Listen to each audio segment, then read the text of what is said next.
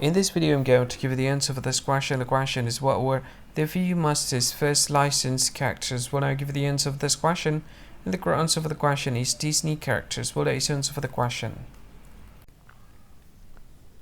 Hi, thank you so much for watching this video. If you find this video is very useful, you can help this channel to grow by subscribing this channel. Please this subscribe button and don't forget to like this video. And if you find this video is not really good, or you don't really like this video, or you kind of feel that it's a little bit offensive or something like that, you can click this one, dislike button. You can do that anyway.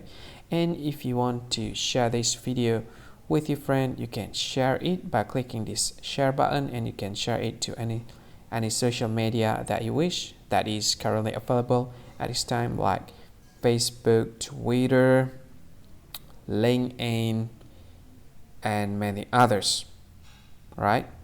And if you want to add this video to your playlist, you can click this one. You can watch this video later, and you can find more options by clicking these three dots.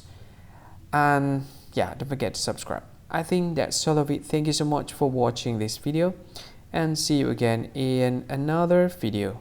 Bye bye. See you again.